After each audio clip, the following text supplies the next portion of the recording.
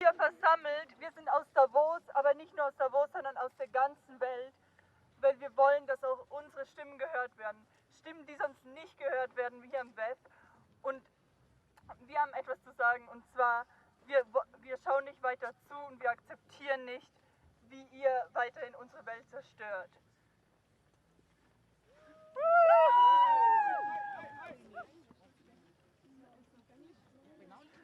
We're here today because we want the people who are taking part at the WEF to know that we will not longer accept what they do, how they exploit our world and the people living here. So we're not longer looking away.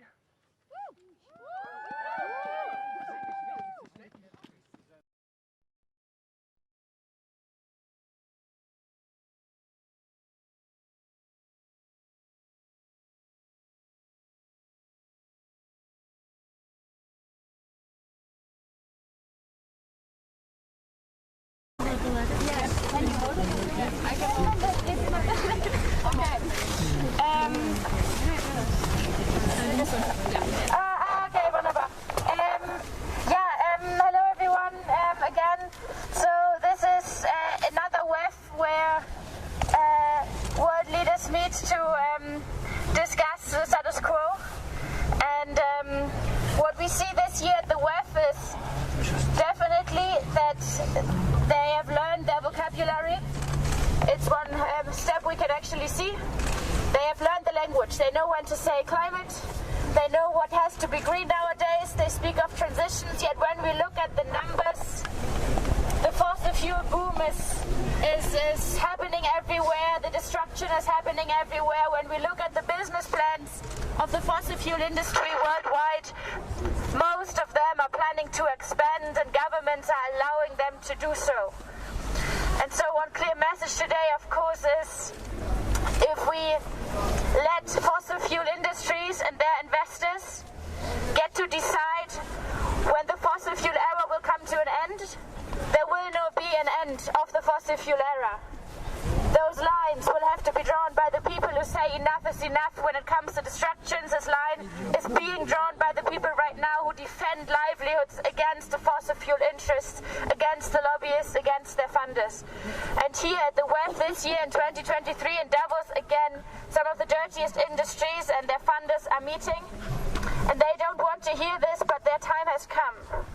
And the future doesn't belong to the fossil fuel interests and those who are destructing as much as they can.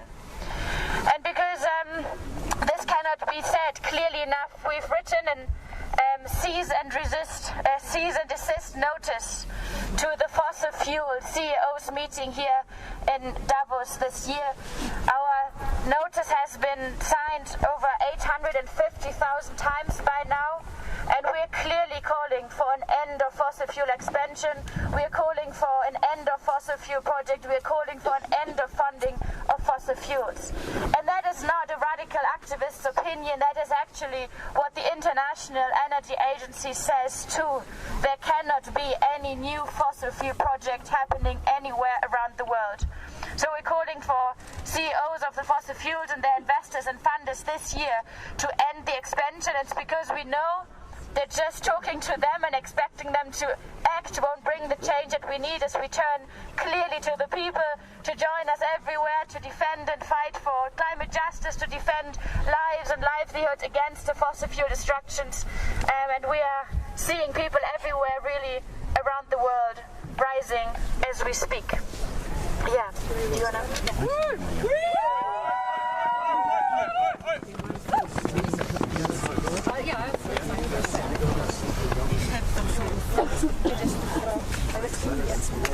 I'm gonna read the letter, the notice to cease and desist to fossil fuel CEOs. This cease and desist notice is to demand that you immediately stop opening any new oil, gas, or coal extraction sites. And stop blocking the clean energy transition we also urgently need. No. That's right. You want to take my glove and hold it? Hello? Yeah. So you We know that big oil knew for decades that fossil fuels cause catastrophic climate change. We knew that big oil misled the public about basic climate science and risks. We know that big oil deceived politicians with disinformation, sowing doubt, and causing delay. You must end these activities as they are in direct violation of our human right to a clean, healthy, and sustainable environment, your duties of care, as well as the rights of indigenous people. If you fail to act immediately, be advised that citizens around the world will consider taking any and all legal action to hold you accountable, and we will keep protesting in the streets in huge numbers. This has been signed by Vanessa from Uganda, by Greta from Sweden, by myself, Helena from Ecuador, and Luisa from Germany, and 850,000 others around the world, and we're expecting to reach the million soon. Woo! Woo!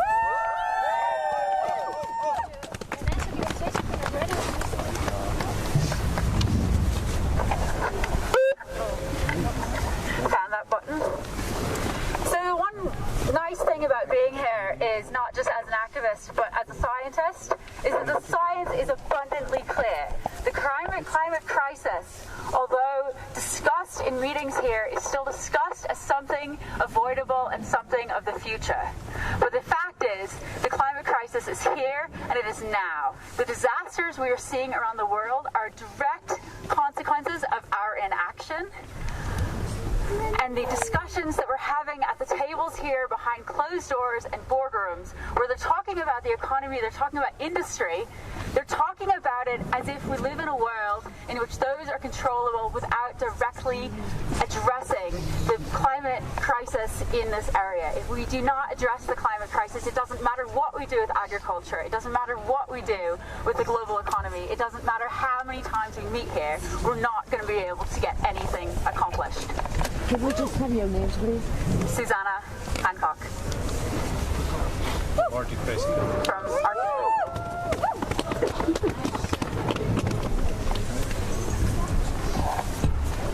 More wanting to say something?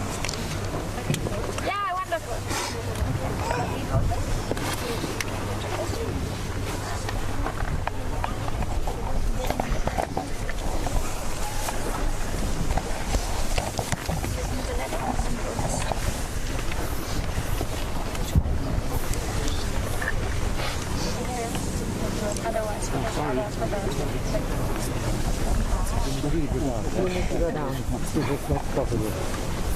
Are you taking pictures now? No, I'm filming. Okay, you are. Yeah. Good morning. I'm called Aisha Siddiqa. I was born and raised in a tribal community in northern Pakistan, and currently I am studying in the United States. This is my first Davos, and one thing I don't think we realize and feel and comprehend in places of such wealth and power and greed is that planet Earth around us is in immense, immense pain.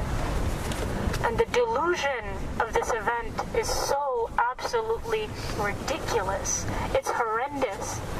You have people walking around in their suits talking about how they're going to put investments here and there, and they're all artificial. The only real and tangible, actually economic value that we have is our planet.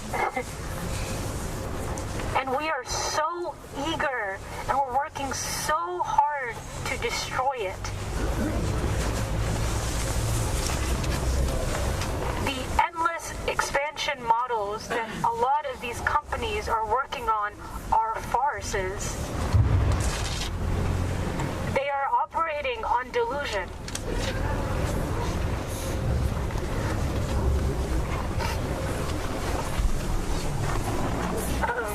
I had a train of thought. One second. My country last year faced one of the most horrific floods in the past century. Among the people affected, tribal communities, rural communities, women and children were the most impacted. The climate crisis, believe it or not, is not a crisis that exists in of itself. It uses all the already pre-existing inequalities and exacerbates them. So, what was flooding then resulted in a healthcare crisis, then resulted in a domestic and women's rights crisis, and now it's a hunger crisis. In my country, the average person cannot afford tomatoes. They cannot afford potatoes. They cannot afford grain. And in such a distant reality, you have people, men in suits, determining the reality of others that they don't even consider human, but ascribe numbers to. I don't know what it'll take for us to change the course of history, but it certainly will not happen here, because it hasn't happened here. We are on the outskirts calling for change, because inside, among all of the panels and conferences and whatnot, power is talking to each other and money is talking to each other.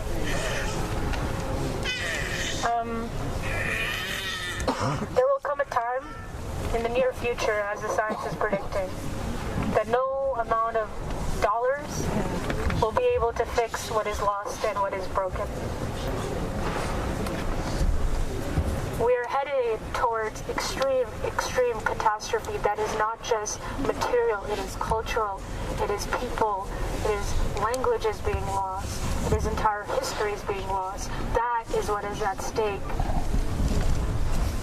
Humankind is a miracle of a species. We are stories and words and pictures and all the little things we leave behind. That is at stake. And the continuing expansion and investment in artificial economic models is a pathway straight to hell. Thank you.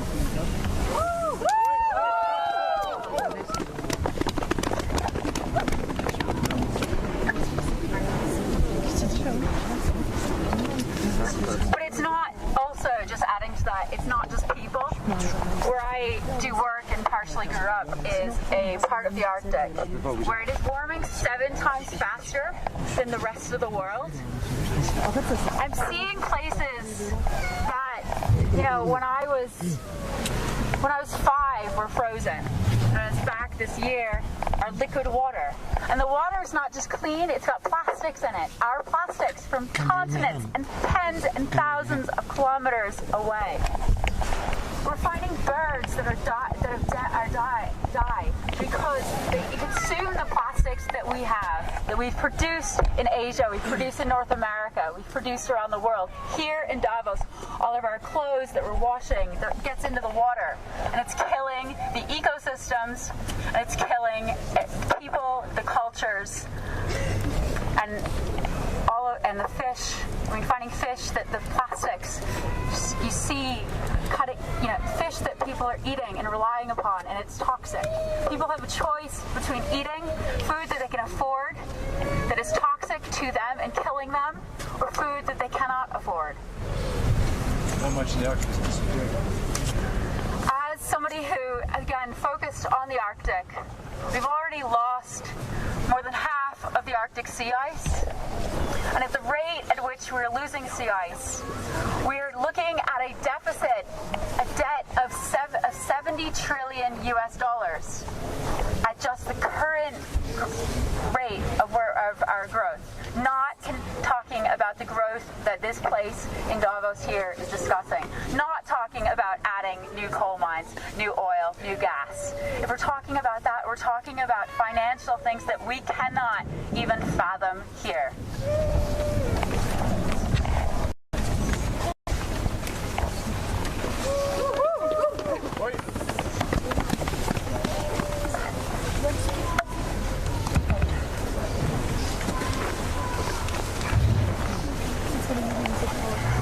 Yeah, I think so. You want to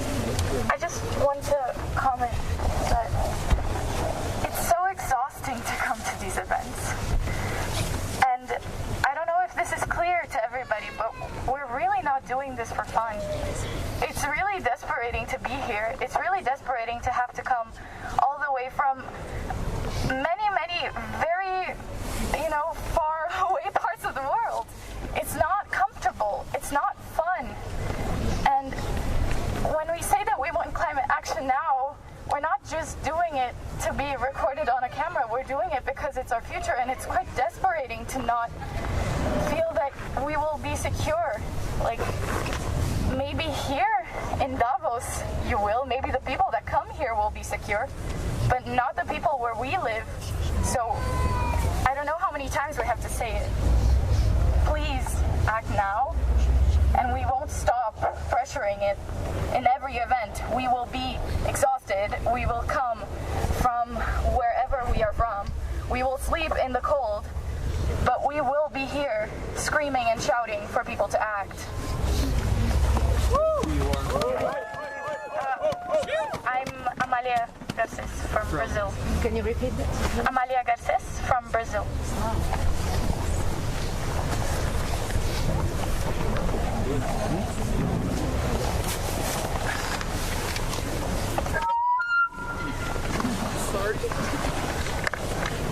Power to the people. Power to the people. 'Cause the people got the power. The people got the power. Tell me, can you feel it? Tell me, can you feel it? Getting stronger by the hour. Getting stronger by the hour. Power! Power! People! People! Power! Power! Woo!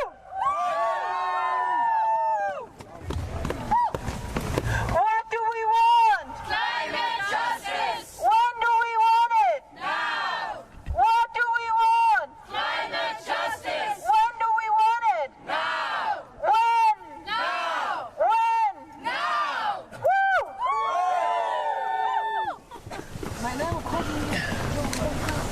The oceans are rising and so are we.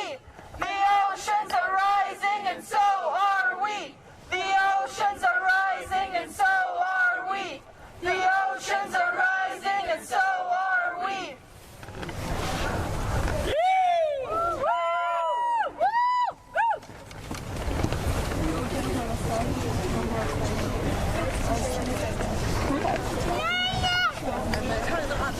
Vanessa, do you want to say something?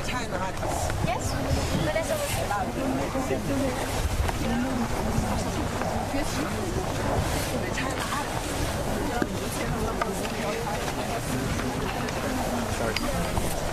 Thank you. Hi everyone, my name is Vanessa Nakate. I am a climate justice activist from Uganda with Fridays for Future and Rise Up movement. This is my third time coming to this place, a place that I've come to understand that it is so disconnected from what is happening on the front lines of the climate crisis. Our leaders are seriously missing our Kairos moment to do something about the climate crisis. Our leaders are missing the Kairos moment to do something about the climate crisis. And we need our leaders to be able to feel what the earth feels, to be able to feel after the communities that are on the front lines. Because the fight for climate justice is a fight for compassion. It's a fight for helping those that are suffering some of the worst impacts of the crisis. When we come here and hear discussions about the energy crisis and how we can keep lights on in Europe, I wonder, no one ever talks about how to keep lights on across the African continent, where over 600 million people don't have access to basic electricity. For a moment, we somehow had the world talking about the drought in the Horn of Africa, but now we've moved on from that, and yet this drought continues to impact the lives of over 30 million people across the Horn of Africa. Many children suffering from severe acute malnutrition, many families trying to keep their children alive for the next, the next month, for the next week, for the next hour. The climate crisis is beyond the statistics. It's beyond data points. It is about the people. And that is what we are missing. in these conversations. That is what our leaders are missing. That is what these conferences are missing. And we all have a part to play to ensure that we have climate justice. You know, from the media itself, you have a huge responsibility to talk about the experiences of those on the front lines of the climate crisis. But this comes from a place of compassion. This comes from a place of understanding. We need to protect the people that are suffering right now. People that have been suffering for decades. People that are on the front lines of the climate crisis.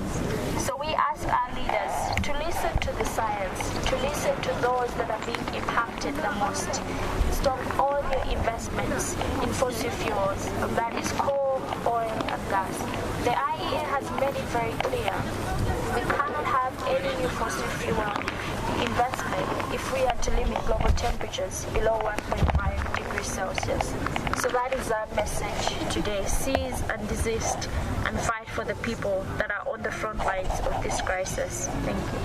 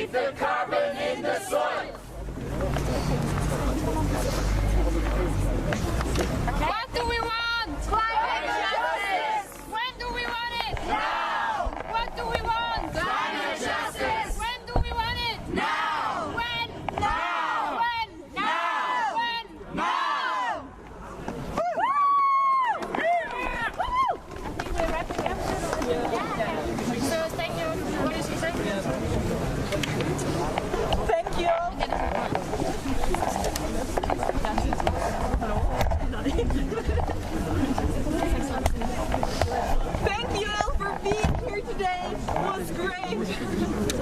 I hope you have a safe trip home wherever you come from.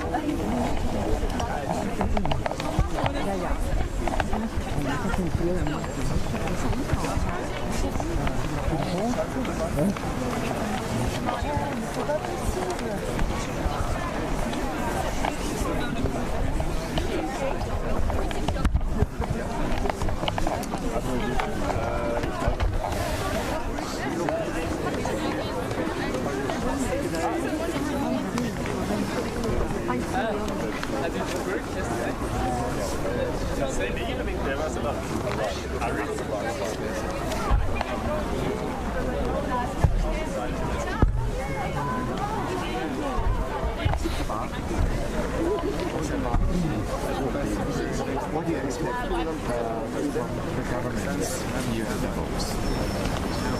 Well, right now we are in a human moment. We are choosing the pathway that humanity will go, and that is either a pathway to complete destruction, or it is a pathway to some kind of safety for people, security, freedoms, and healthy living conditions. When we look at the business plans of the fossil fuel industries worldwide, the vast majority of them plans to expand their business. Yet the International Energy Agency, the IPCC, the science is very clear. There cannot be any fossil fuel expansion happening anywhere. So these fossil fuel industries need to be stopped. They will not stop themselves, despite the nice words, despite the sustainability reports. They will not stop until they are being stopped. And that is the role of governments, to draw those lines of destructions. Yet what we see across the globe is governments collaborating with those industry, letting that destruction happening, putting nice words in it, calling it a transition to somewhere, calling it a bridge technology. technologies somewhere. Yet that is a path to complete destruction. So we are here calling for the people to draw that line of destruction. Do you have the expression that the other crises are overshadowing the fight against climate change? I think many media and governments and industries decide that they want crisis to overshadow the climate crisis. Yet every other crisis we see is another reason to get rid of fossil fuels. Why are we in an energy crisis in Europe? Because of a dependency of fossil fuels. Why do we have people being hit by catastrophes and experiencing health crises and crisis of injustice and housing? Because we are in a devastating climate crisis. Why are we in a pandemic? Because the way that humanity is treating the planet right now causes pandemics, really resulting from our ways to destruct and destroy and exploit. So in every single crisis out there, you see a reason to swiftly and rapidly move to renewable energies and to an end of destruction. Anything good that you see in the outcome and the discussions here in Davos at the yeah? The last time I was here in Davos 3 years ago, the streets were full of signs speaking of climate change and justice. That isn't happening anymore. And in a way, maybe this is a bit more of an honest place now, because people have stopped pretending that this would be the moment where everyone turns around and acts for the climate. We find this place has become a meeting of people discussing how to best protect the status quo and their business as usual. That is maybe an important message for everyone to understand. If we want to see the change, we have to be the change. Why do you think it is important for you to be here today? Well, the fossil fuel exploitation needs to end worldwide. It's risking lives. It's putting us on a pathway to complete destruction. Yet fossil fuel industries have made it very clear by now that they're not planning to end the exploitation. They're not planning to destruct everything that we depend on. So they will need to be stopped. And this should be the job of governments. But currently, governments are overwhelmingly failing to stop the fossil fuel destruction, so this is up to the people. So we are mostly outside the WEF. We are, not expecting the people inside to act, but we turn to the people to act. Can I ask you to answer that in German? Ach so, ja. Wir sind an einem Punkt, wo wir wissen, es kann keine neuen fossilen Projekte weltweit mehr geben. Kein neues Gasfeld, keine neuen Ölfelder, keine neue Kohleminen. Wenn wir uns aber angucken, was die fossilen Industrien vorhaben, dann planen die allermeisten von ihnen weiter zu expandieren, weiter auszubeuten. Das heißt, sie müssen gestoppt werden. Ihre Businesspläne sehen vor, dass es immer weitergeht. Und irgendwer muss Linien ziehen und sagen, hier ist die Grenze erreicht, genug ist genug.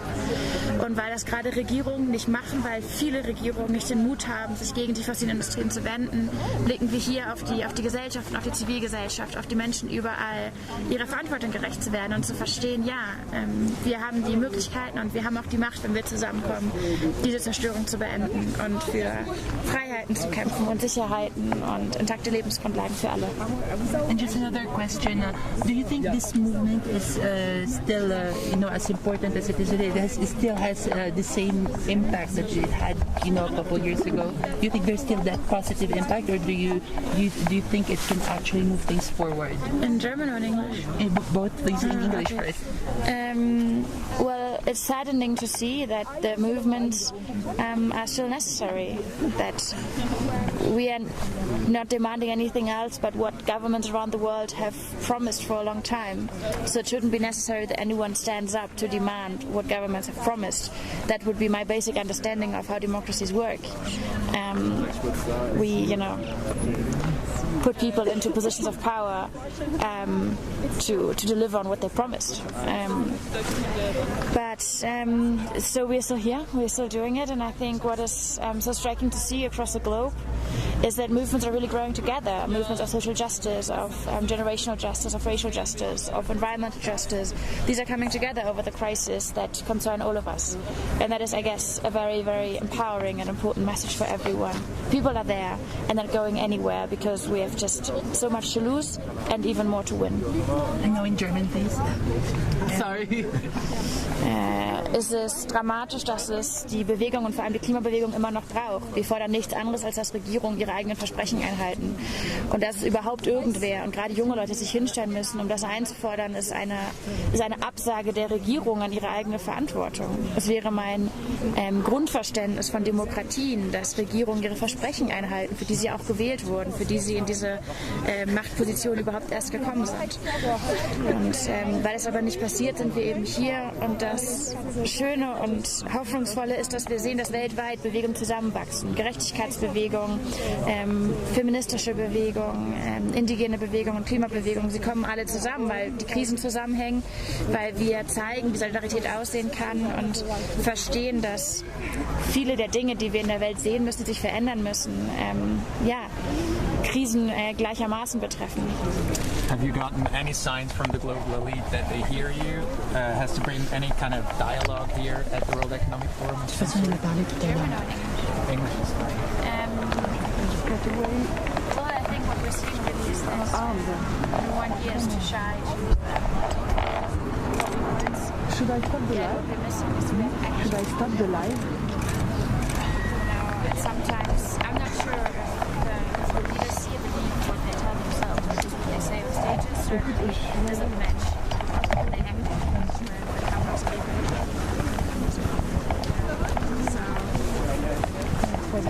So, many of them tell us if they hear it would hear us, we wouldn't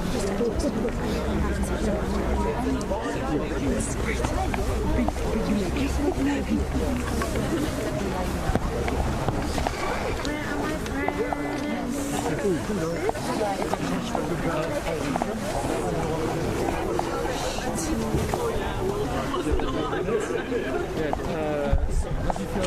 Sort of protest, do you think?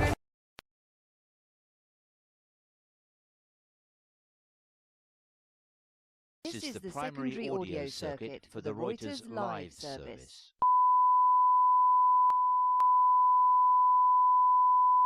This is the primary audio circuit for the Reuters live service.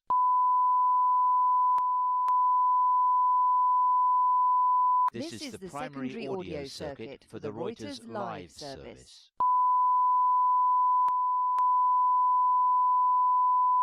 This is the primary audio circuit for the Reuters live service.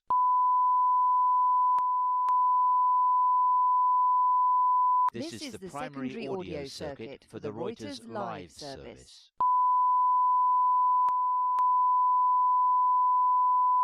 This is the primary audio circuit for the Reuters live service.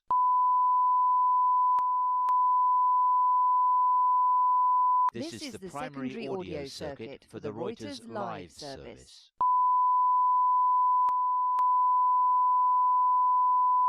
This is the primary audio circuit for the Reuters live service.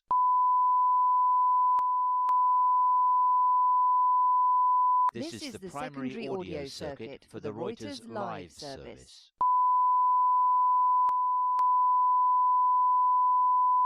This is the primary audio circuit for the Reuters live service.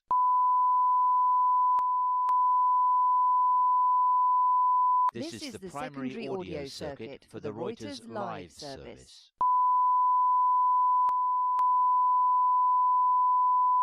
This is